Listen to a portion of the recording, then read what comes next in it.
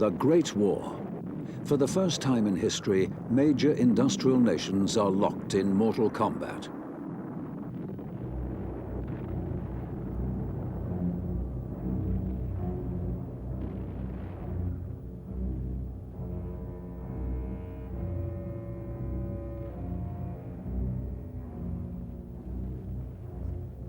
To men facing the awesome power of massed artillery, of gas and of machine guns, the difference between life and death seems little more than chance.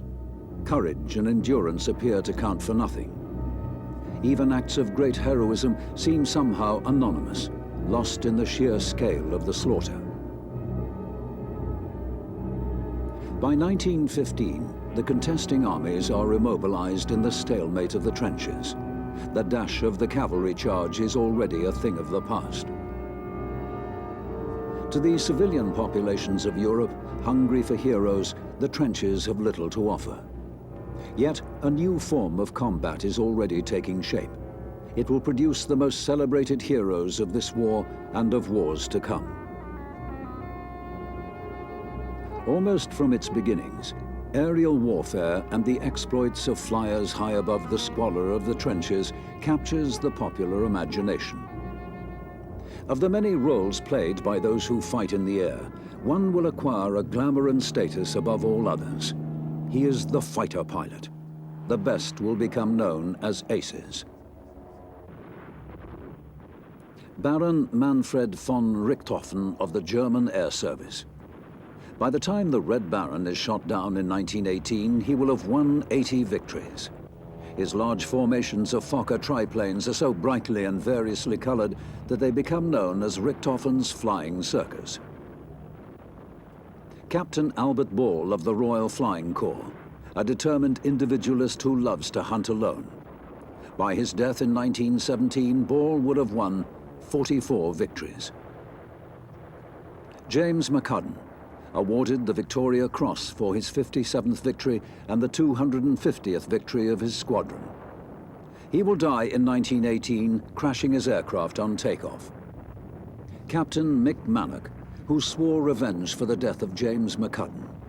Once an outstanding tactician, blind hatred for his enemies leads him to chase his quarry down to make certain of victory. Inevitably, he is hit by ground fire. With 73 victories, Mannock is awarded a posthumous Victoria Cross. Billy Bishop, a Canadian, and one of the greatest aces of the First War. Bishop is a reckless loner, but nevertheless will survive with 72 victories.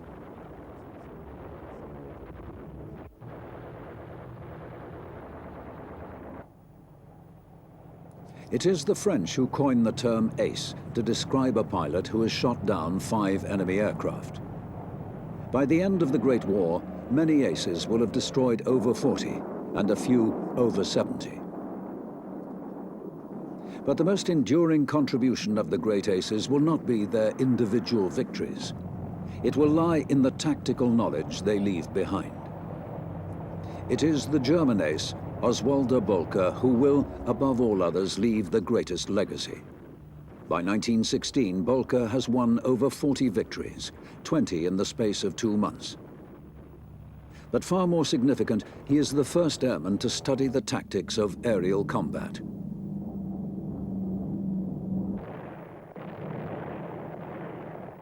In 1918, the German armies, starved of raw materials, begin to crumble. Well-equipped Americans have joined the Allies in a series of major advances. The German defense is weary and morale is on the point of collapse, yet the German air service fights on. Now in command of the flying service, until recently led by Richthofen, is the young German ace, Captain Hermann Göring. Much decorated and with 20 victories to his credit, Göring will prove an able and decisive leader.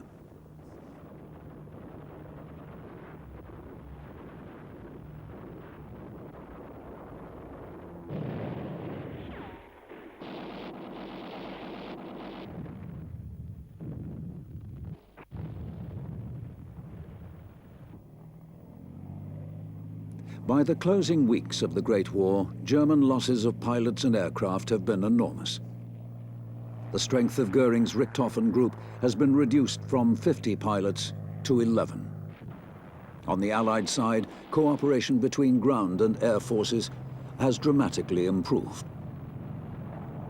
Telegraphic equipment is now installed in reconnaissance aircraft, allowing squadrons of fighters to be diverted to deal with targets on the ground and in the air.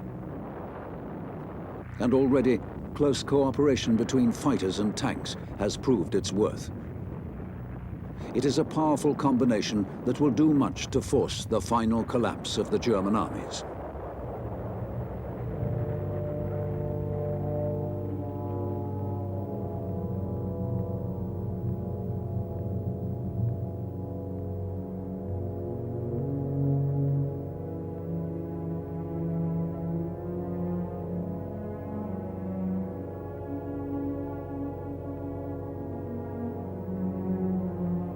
November 1918, the end of the Great War. The victorious Allies impose harsh conditions on defeated and demoralized Germany. The intention is to ensure that Germany can never again go to war. The conditions of the Treaty of Versailles reduced the once mighty German army to a mere 100,000 men. The possession of an air force is forbidden.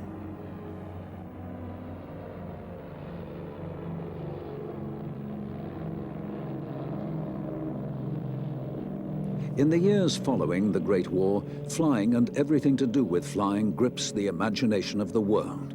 The technical developments brought about by war are quickly adapted to civilian aircraft. Pilot veterans turn their skills to flying demonstrations and the pursuit of records. The lure of large sums in prize money produces a wave of attempts at setting new records for speed, altitude, and endurance. In May 1919, two Englishmen, John Alcock and Arthur Brown, achieve what would have seemed impossible only a few years before: a non-stop flight across the Atlantic. The journey takes only 16 hours. A few months later, the world's first daily commercial air service begins, connecting London and Paris.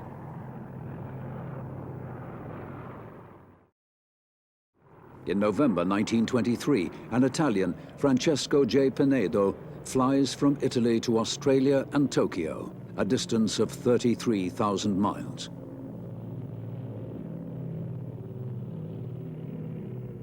Although Germany is barred by the Treaty of Versailles from possessing an air force, she is allowed to develop and run a civil airline. The Lufthansa company is formed in 1925. Lufthansa will be the training ground for a new generation of German fighter races. In 1931, Adolf Galland is accepted for pilot training with Lufthansa. Then, 19 years old, Galland is destined to become one of the great fighter races and leaders of the Second World War. Galland and other new Lufthansa trainees are at once offered places on a secret training course for fighter pilots. All accept. Soon the newcomers are transferred to Italy to train with Mussolini's Air Force.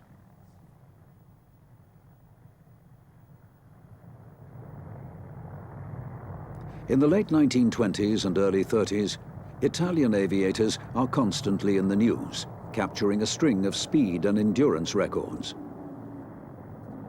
The most famous Italian military aviator is Air Marshal Italo Balbo. On July 1st, 1933, Balbo demonstrates to an astonished world that it is possible to fly a wing of 24 aircraft across the Atlantic in formation. Their arrival in the United States draws a crowd of 1 million spectators. Balbo's speciality is the coordination of complex air maneuvers. Many such maneuvers will in the future find their place in the formations of the British Air Force. During the Battle of Britain, the controversial big fighter wings, favored by some senior RAF commanders, will be known as Balbos.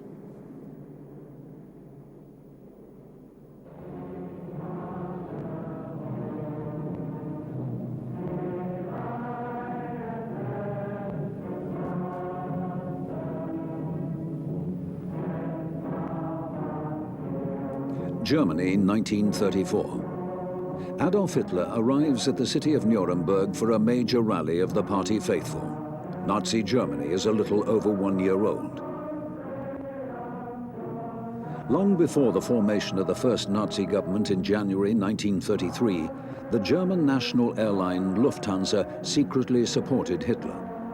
Aircraft for his election campaigns had been provided by Lufthansa free of charge. Now, with Germany firmly in the grip of the Nazis, the expansion of the infant and still secret German Air Force is placed high on the agenda. A secret air ministry is created, headed by the First World War fighter ace, Hermann Göring.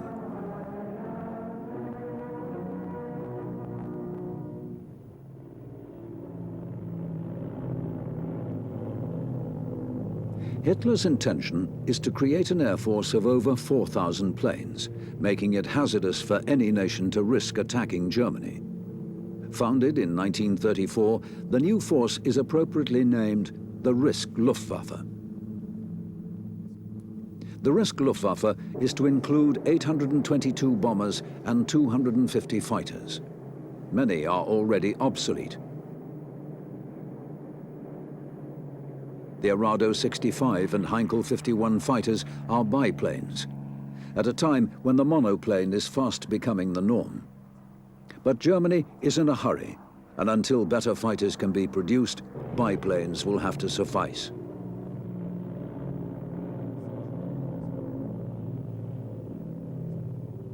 Such an enormous build-up of air power can no longer be kept secret. On March the 9th, 1935, Germany announces to the world the existence of the Luftwaffe. 1 week later, Hitler rejects all the military restrictions of the Treaty of Versailles.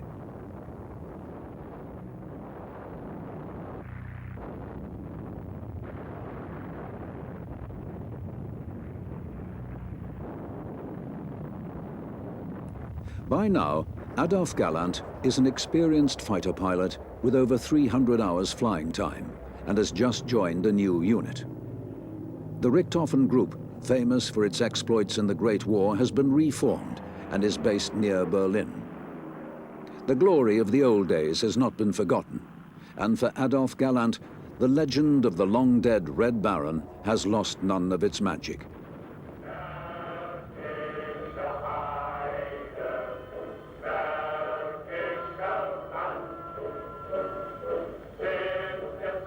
The coming months for Adolf Galland and his fellow pilots of the Richthofen Group are a ceaseless round of intensive training. None can realize that their hard-won skills will soon be tested in combat.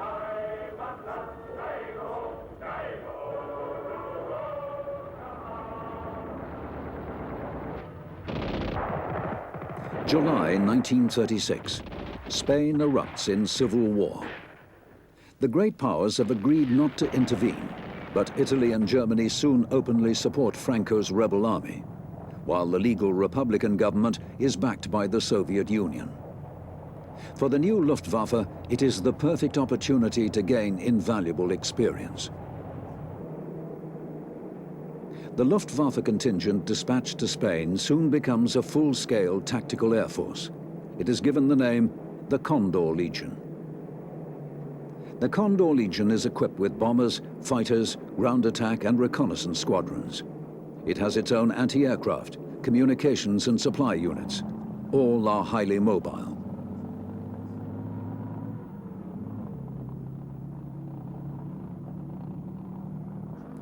The Chief of Staff of the Condor Legion is Wolfram von Richthofen, the younger cousin of the famous First War flyer. Von Richthofen, himself a veteran of the Great War and a fighter ace in his own right, is a dedicated exponent of close ground and air cooperation. More than anyone else, Richthofen will be responsible for establishing the Luftwaffe's place in the developing tactics of Blitzkrieg. In late 1937, Adolf Galland is transferred to the Condor Legion.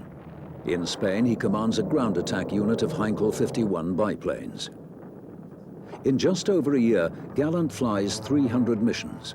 His aircraft is damaged by ground fire, but he sees little aerial combat. By now, the real air fighting falls to a new German monoplane fighter, the Messerschmitt 109. In 1938, the 109 is armed with three 7.9mm machine guns. Its 670 horsepower engine gives it a top speed of 300 miles per hour. The 109 will be the aircraft in which the greatest of the German fighter aces will win their reputations.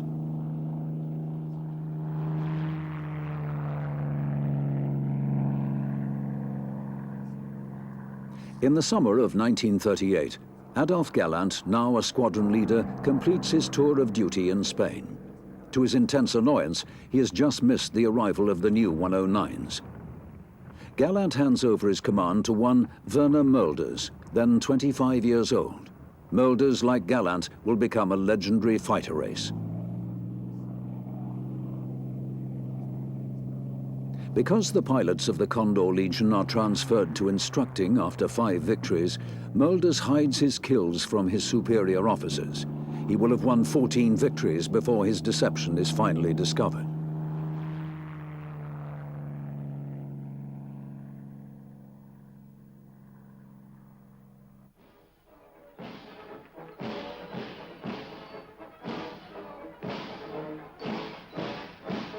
Germany's contribution to victory for Franco in the Spanish War will be richly rewarded. A series of valuable military lessons have been learned. Close cooperation between ground and air forces has been spectacularly successful.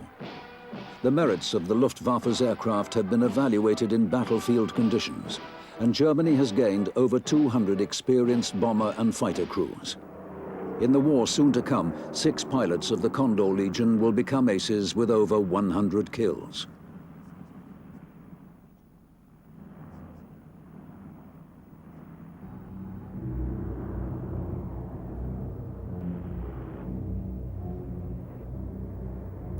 September the 1st, 1939. Blitzkrieg is unleashed on Poland. As the great masses of German armor begin to roll, the Luftwaffe strikes deep into the Polish heartland. The targets of the German bombers are airfields and industrial centers. Fighters cover the relentless advance of the armored columns.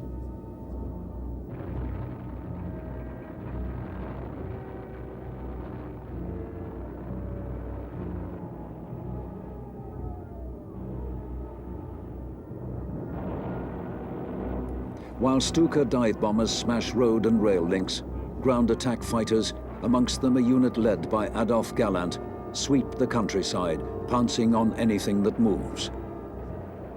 Ground support operations commanded by Wolfram von Richthofen, ex-leader of the Condor Legion, are once more extraordinarily successful.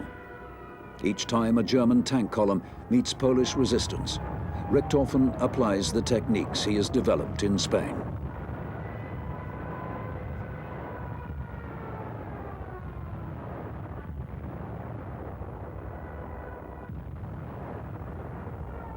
Almost from the first day of war, the Luftwaffe is free to roam the skies over Poland at will. The Polish Air Force has been dispersed to airfields all over the country in an attempt to save it from destruction. Many of these primitive airfields do not even possess a telephone. Without communications, the possibility of meeting the Luftwaffe in force has been lost. For Poland, the consequences will be fatal.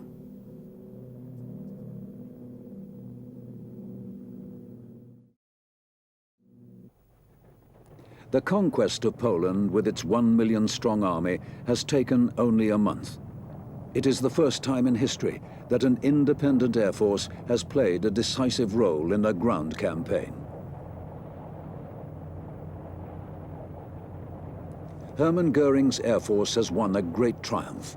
It is clear that from now on, every major offensive undertaken by Germany will be spearheaded by the pilots of the Luftwaffe.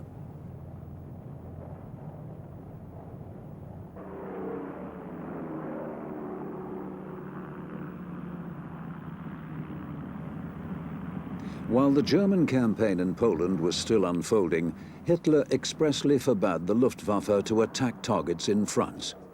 But on May the 10th, 1940, the order is given. Over 300 German bombers take to the air. Their objective is the destruction of 22 airfields in France, Belgium, and Holland. In one day, the Belgian and Dutch air forces are virtually destroyed. The French air force is badly damaged. The following day, it is the turn of the British airfields in France.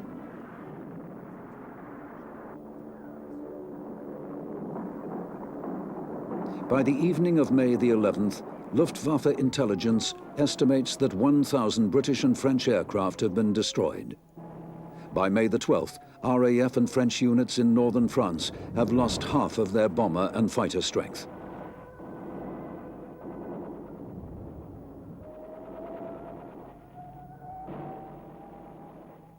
The French reaction to the shock of sudden and heavy losses is to withdraw from their frontline airfields.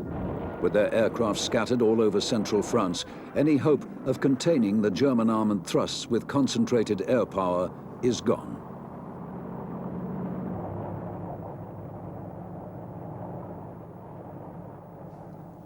As Blitzkrieg sweeps across the Low Countries and France, the fighter pilots of 4 nations are faced with an experienced and battle-hardened enemy. By now, Adolf Galland is flying the Messerschmitt 109 he has coveted for so long. Yet when he shoots down 3 Belgian Hurricanes, he is not much impressed by these, his first victories. It has been too easy. Galland writes, "We outstripped them in speed, rate of climb, armament, and above all, in flying experience and training." The superiority of the Luftwaffe over the Allied air forces is due above all to the tactics of their fighter pilots. Werner Mulders has devised a new kind of fighting formation. The Luftwaffe call it the swarm. The swarm consists of 2 pairs of fighters flying in a finger-4 formation.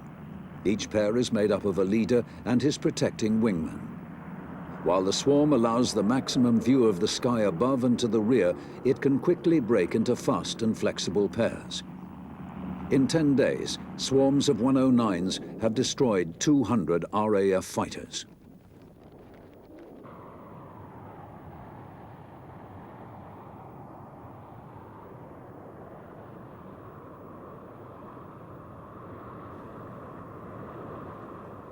On May the 20th, a wedge of German armor has reached the Channel coast of France. The British Expeditionary Force and the best divisions of the French army are encircled. In confusion, they retreat to the port of Dunkirk. The only hope is evacuation by sea.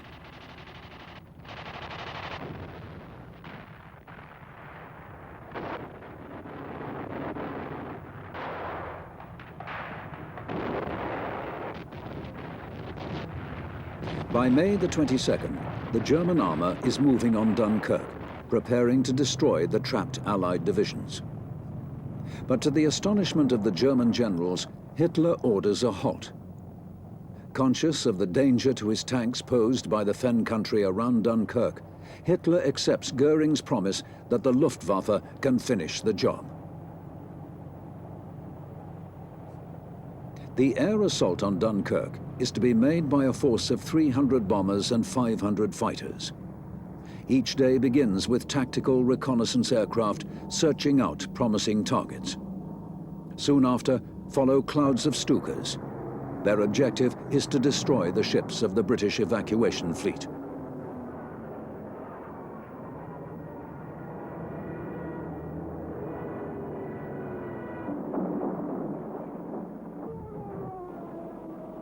After the Stukas come the bombers and fighter bombers, while what few pauses there are in the aerial assault are filled by shell fire from German artillery.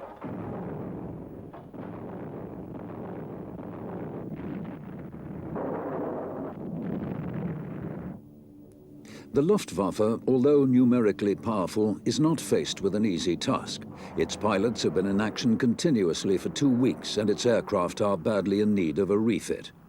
What is more, for the first time, the Luftwaffe is facing serious opposition in the air. The RAF has committed its best and newest fighter, the Spitfire, to the fight for Dunkirk. In spite of being able to spend only 15 minutes over the battle zone at combat speeds, Spitfires from bases in southern England soon inflict serious losses on the German bombers.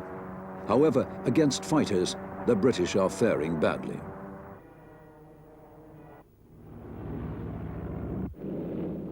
The standard RAF fighter unit is a tight Vic formation of 3 aircraft. Unlike the German swarm, which can easily break into 2 independent pairs, the Vic is extremely difficult to maneuver quickly. Inevitably, one fighter will become detached, an easy target for an enemy working in pairs.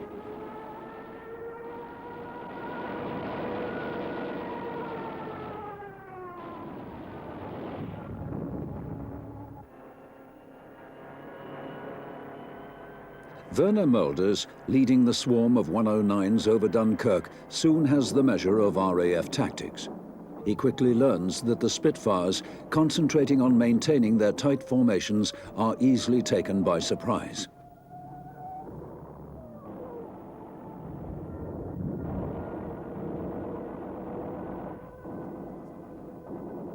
Although RAF tactics are inadequate, Mulders discovers that individual British pilots can fight with skill and determination. The Spitfire is inferior to the 109 in both rate of climb and dive, but it can, as the German pilots find, turn on a Deutschmark. In close combat, the Spitfire is the superior fighter.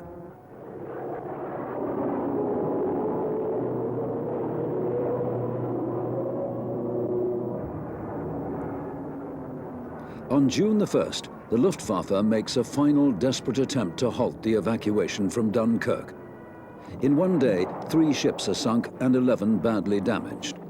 Yet under constant attack, the Armada continues to shuttle across the Channel. By June the 4th, the last day of the evacuation, 338,000 British and French soldiers have landed on English soil.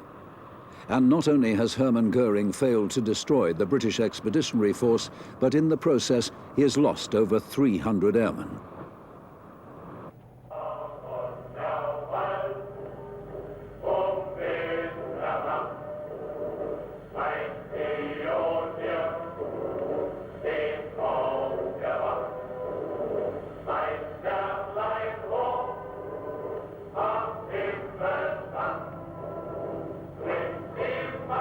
The surrender of the French armies and the signing of the armistice on June the 22nd, 1940 marks the end of the most spectacular campaign in military history. Now the commanders of the German armed forces reap their rewards. Despite Göring's failure to destroy the Allies at Dunkirk, he and his Luftwaffe are the heroes of Germany. Göring is made a Reich Marshal, the highest military rank created in German history. He is also awarded the Grand Cross of the Iron Cross, the Reich's highest decoration. Manfred von Richthofen, the man responsible for the Luftwaffe's ground support operations, is awarded the Knight's Cross and made a General of Flyers.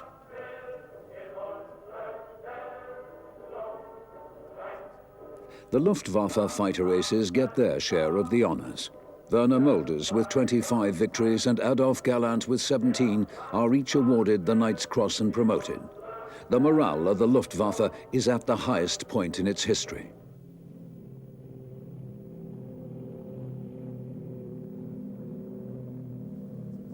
The euphoria of the Luftwaffe is in stark contrast to the mood amongst the pilots and commanders of the RAF. Since the outbreak of war, over 1,000 British aircraft have been destroyed, half of them fighters. 435 pilots have been killed. With the death of so many, a wealth of experience has been irretrievably lost. The result is that on the eve of the Battle of Britain, RAF fighter tactics are as inadequate as they were on the first day of war.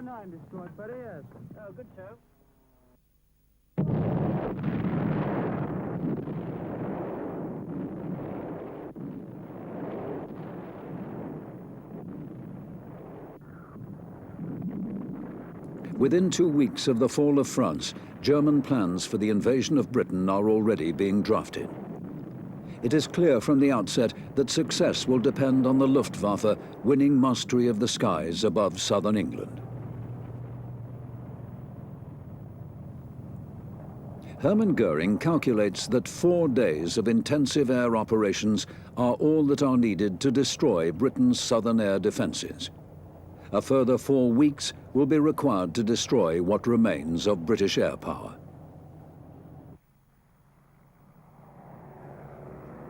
All along the Channel coast, the crack fighter squadrons of the Luftwaffe are gathering. 2 full air fleets, with a third based in Denmark and Norway, can muster 2,800 combat aircraft. Eagle Day, scheduled for early August, is to herald the beginning of the Great Offensive. 5 weeks later, the armoured divisions will cross the Channel. Preparations for Eagle Day will take several weeks, but Göring decides that in the meantime, the Luftwaffe could profitably fight limited engagements. The purpose is to wear down RAF fighter strength. The bait which will draw the Royal Air Force to its destruction is to be a series of attacks on Channel ports and convoys. It is the beginning of the Battle of Britain.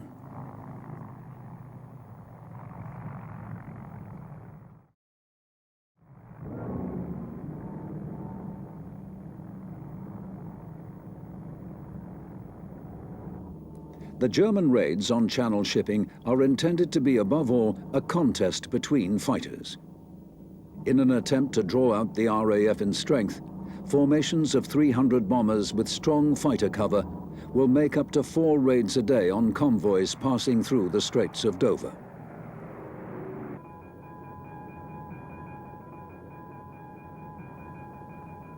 The head of Fighter Command, Air Chief Marshal Dowding, has at his command only 600 modern fighters. But he does have one major asset, an asset whose potential the Luftwaffe has entirely failed to grasp: radar. No longer will it be necessary for British squadrons to patrol in search of the enemy, only to be low on fuel by the time a contact is made. For the pilots of the RAF, all flying will be flying to combat.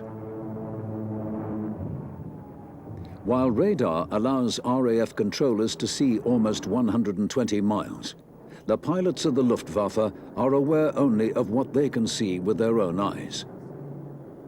Werner Mulders, flying daily 109 missions over the Channel, is soon painfully aware that the Spitfires are striking with astonishing suddenness. He also realizes that the Stukas are proving far more vulnerable than anyone had foreseen.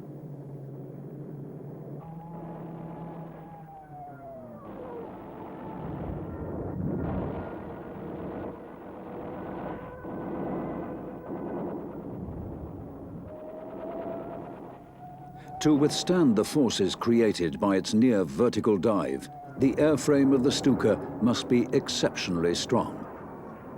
The result is high weight and low speed. Soon the Stukas are suffering appalling losses in the one-sided contests RAF pilots call Stuka parties.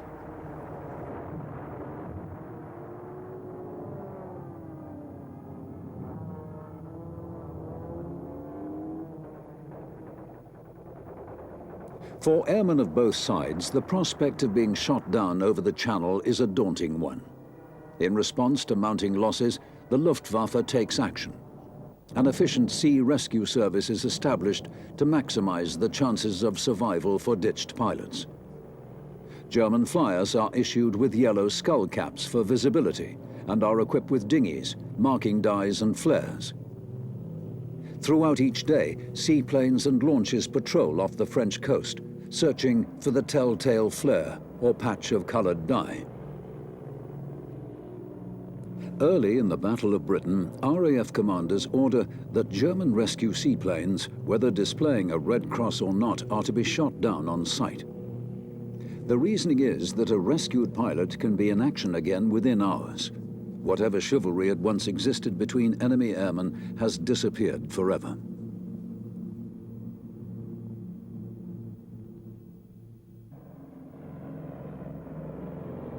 For the ditched British pilot, there is little hope of survival. Only 18 air-sea rescue launches patrol the entire south coast of England, and RAF pilots carry no signaling equipment or dinghies. For them, rescue depends above all on luck.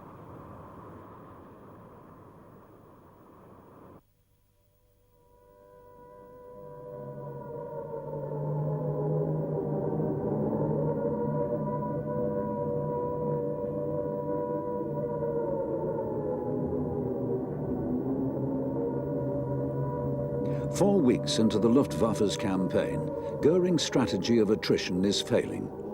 Fighter Command is refusing to throw its aircraft into the battle in large numbers. Dowding is conserving his precious fighters whatever the temptation. Although Fighter Command's strategy will prove to be correct, its tactics and training are still a long way behind the Luftwaffe. By now, RAF training schools are so overstretched that they can teach pilots to fly, but have no time to teach them how to fight.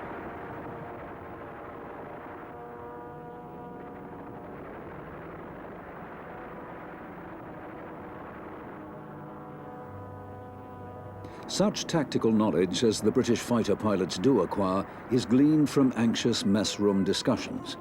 How best to get on the tail of a 109, the merits of attacking from different directions, the vulnerability of the 109 to attacks from astern, and the cardinal rule is passed on to the newcomers: never fight alone.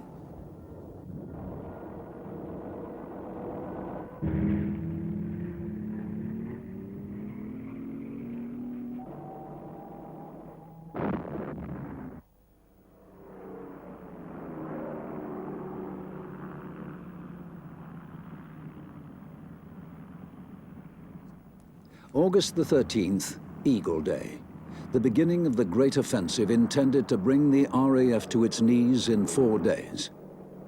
Every fighter command airfield between the Thames estuary and the Solent is targeted by the bombers and dive bombers of the Luftwaffe. Between August the 13th and August the 18th, 34 airfields and 5 radar stations will be attacked, some time and time again.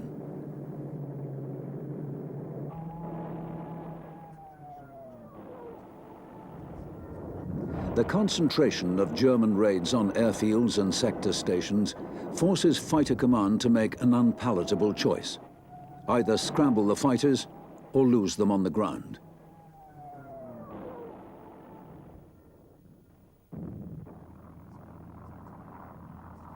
As Goering's intended 4-day assault turns into a protracted battle lasting many weeks, the beleaguered RAF still develops no clear tactical doctrine.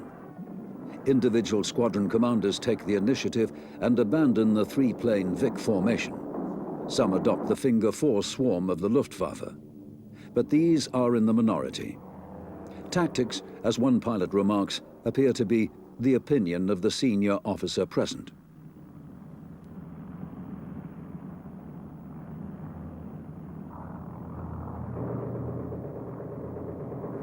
As at Dunkirk, the lack of tactical sophistication does not prevent individual pilots with courage and flying skill taking a heavy toll of German bombers. Joseph František will be the highest scoring RAF ace of the Battle of Britain. Trained in the Czech Air Force, František fought in Poland and in France. A determined loner with little interest in tactics or discipline, he nevertheless destroys 17 German aircraft.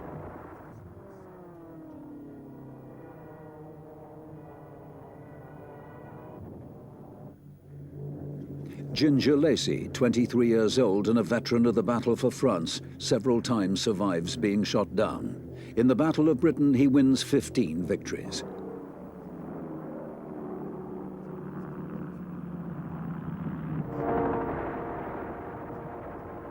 As August turns to September, the Royal Air Force, far from weakening, is inflicting heavier and heavier casualties on the Luftwaffe bombers. While the bombers sweep in for their attacks at between 11,000 and 18,000 feet, the practice of the escorting fighters is to fly 4,000 feet higher and a mile behind. British fighter pilots very soon learn to exploit the gap. Time and time again, they fall upon the bombers before the German fighters can intervene.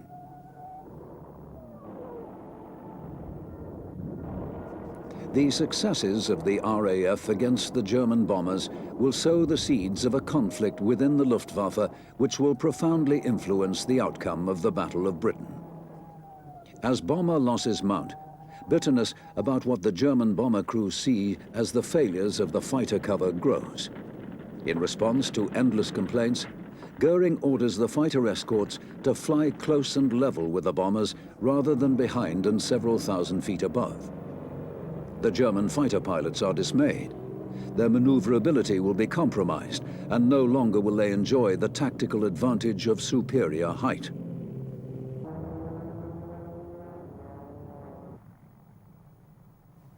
As the Luftwaffe widens its range of targets to include London and the major British cities, the problems in flying close escort to the bombers multiply. In attempting to get above city anti-aircraft defenses, the German bombers fly at great height, up to 22,000 feet. Seriously underpowered for such altitude and heavy with bombs, their speed is cut dramatically.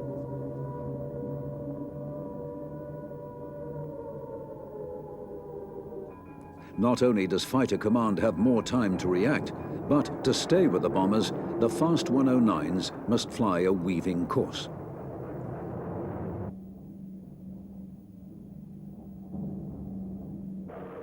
Once more, the bomber pilots complain to Goering that their escorts are leaving them to the mercy of the British. Goering's answer is to order an end to the fighters' weaving.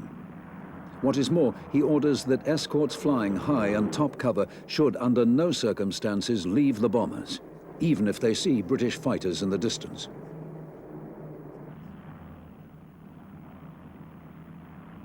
Adolphe Galland, Werner Mölders and other top German fighter pilots are enraged.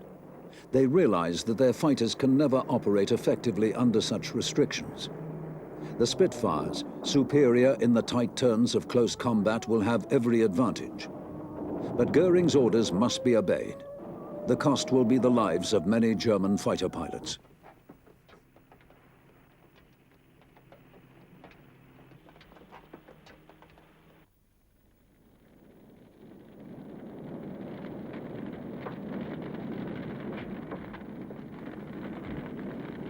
By November 1940, daylight raids on Britain have been virtually abandoned.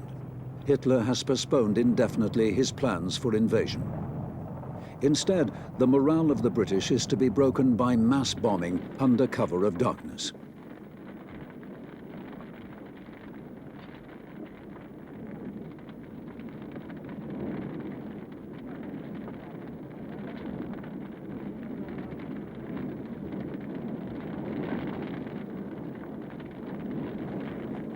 Because night bombers need no escorts, the German fighter races can, for a while at least, relax and enjoy the fame that their exploits have brought them.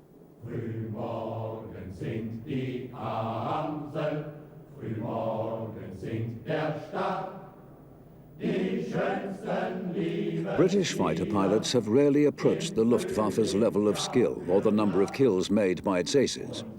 The war in Spain, in Poland and in France had produced for the Luftwaffe hundreds of battle-hardened veterans. Unlike the hastily trained pilots of the RAF, they have also had intensive and cautious instruction in the skills of air warfare. While the first combat missions of new Luftwaffe pilots has been restricted to nearby sorties, accompanied by an experienced leader, new RAF flyers have been thrown into the thick of battle.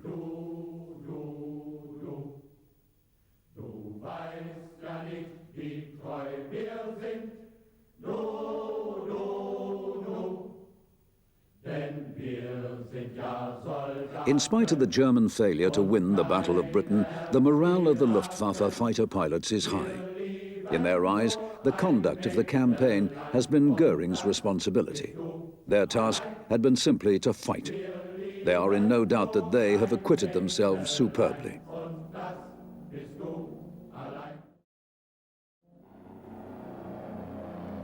The highest scoring German ace of the Battle of Britain has been Helmut Wick, with 56 victories.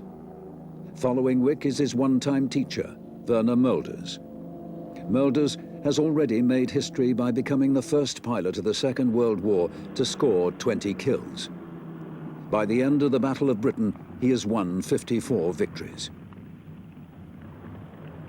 Adolf Galland, Mölders' great rival in the contest to become the top ace of the Luftwaffe, has won 52 victories and has been promoted to commander of the 26th Fighter Wing.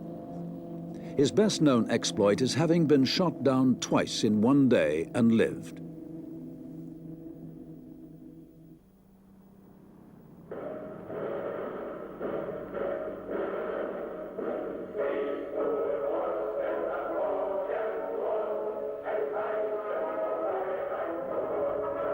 June 22nd, 1941, the first day of Operation Barbarossa, the invasion of the Soviet Union.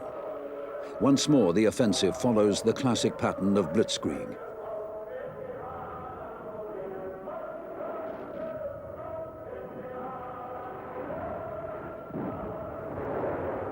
In the opening phase of Barbarossa, over 1,000 Luftwaffe bombers and 920 fighters are unleashed against the ground and air forces of the Soviet Union. Facing the Luftwaffe is the most powerful air force in the world. Over 8,000 combat aircraft in 23 divisions. But despite intelligence warnings that invasion is imminent, the Red Air Force has failed to take defensive precautions.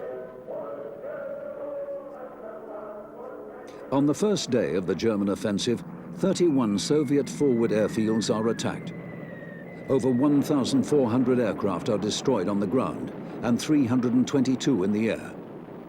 The cost to the Luftwaffe is only 36 aircraft.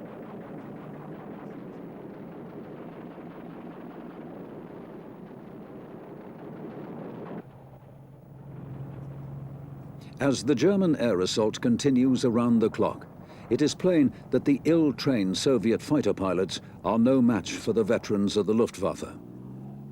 Nor does the Red Air Force possess a fighter which can meet the Messerschmitt 109 on equal terms. By the end of the first week of the campaign, over 4,000 Soviet aircraft have been destroyed, for 179 German losses.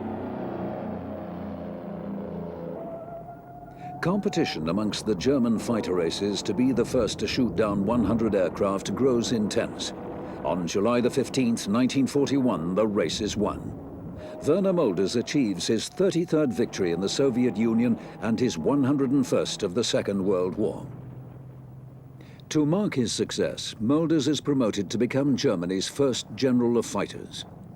By November, he will be dead, killed in an air accident.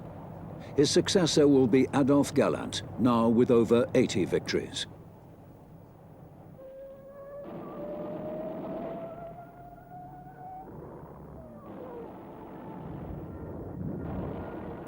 While the bulk of the Luftwaffe is committed to the gigantic battle for the conquest of the Soviet Union, many of its finest units are fighting in North Africa.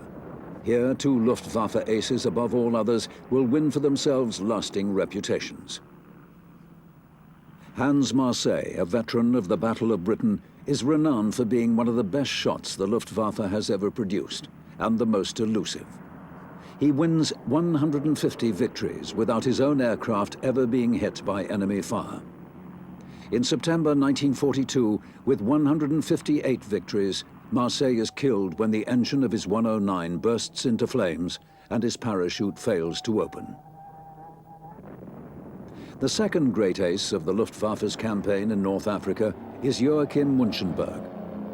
Having shot down his first enemy aircraft within weeks of the outbreak of war, Munchenberg had gone on to win 19 victories in the Battle of Malta.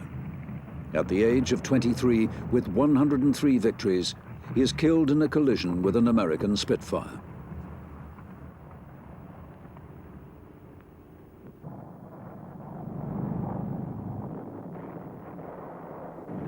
By 1943, the tide of war is everywhere turning against Germany. The British have won a major victory at El Alamein and begun an offensive which will drive the Germans out of North Africa.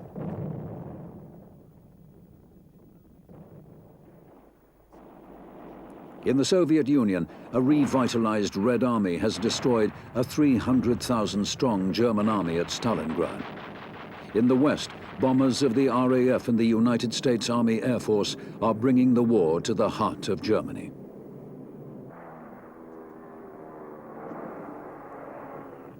Due to the lack of long-range fighter cover, RAF bombers have suffered heavy losses in their daylight raids over Germany. Night attacks are proving far less costly. The Luftwaffe knows that flak and searchlights can never defeat a determined night bombing offensive. The only hope is the development of a specialized force of night fighters.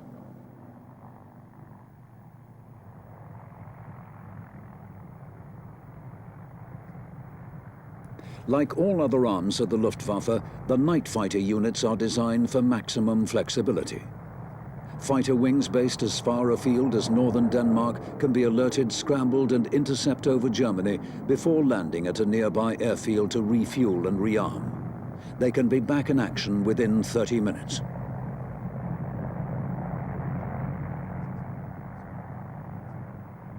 German air defenses have been strengthened enormously.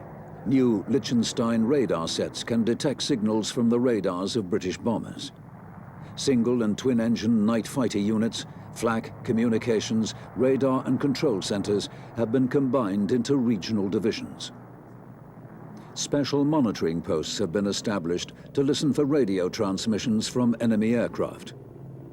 During a raid, the Luftwaffe ground controllers, combining information from many sources, broadcast to their pilots a running commentary, directing them to the enemy.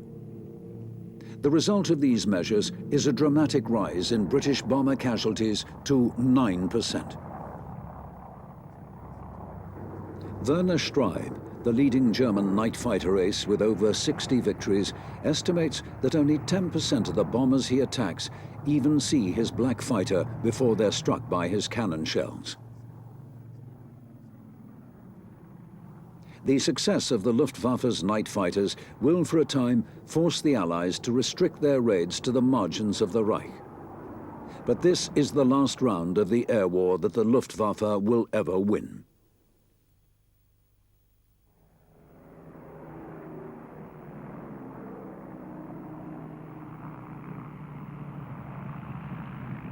Since 1942, four-engined flying fortresses of the United States Army Air Force have been playing an increasing role in Allied daylight bombing raids. The lack of an Allied fighter with the range to penetrate deep into Germany has forced an attempt to produce a bomber capable of defending itself. As the British have found before them, the Americans discover that unescorted daylight bombers, however heavily armed, are easy prey. But by the beginning of 1944, the deficiency has been remedied. American daylight raids can now be escorted by the new P-51 Mustang long-range fighter. Once their external fuel tanks have been jettisoned, the Mustangs can outturn and outdive the Messerschmitt 109 and the newer Focke-Wulf 190. For the first time in the Second World War, Luftwaffe fighter pilots cannot escape from danger with their famous tactic of the half roll and dive. The Mustangs can follow the German fighters and destroy them just above the ground.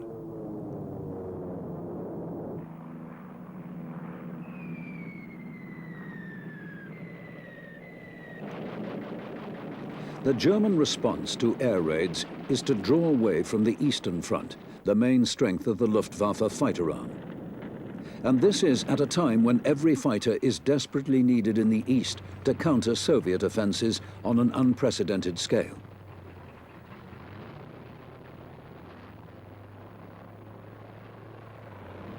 In the closing year of the war, the mortal struggle of the Luftwaffe in the East will produce the last and greatest of the fighter races of World War II.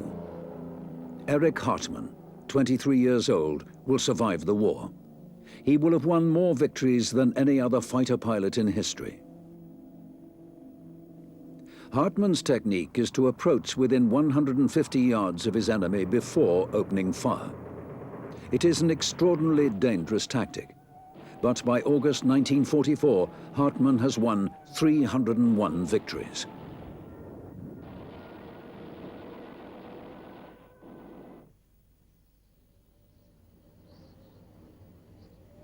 By January 1945, the Luftwaffe is in its death throes. Hermann Goering has by now tried the patience of his fighter pilots to the limit. Heaping insults upon even his finest aces, he reprimands them as cowards and malingerers. "I have given you too many decorations," he complains. "They've made you fat and lazy." Adolf Galland, whom Goering knows to be critical of his leadership in the air war, is sacked from his post as inspector of fighters. For the last 3 months of the war, Galland commands a squadron of Messerschmitt 262 jet fighters in what will become the Luftwaffe's last actions in the West. Adolf Galland will survive the war.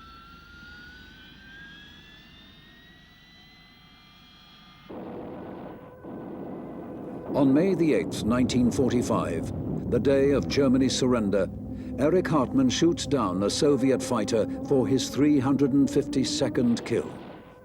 The ace of all aces is the last Luftwaffe pilot of World War II to claim a victory.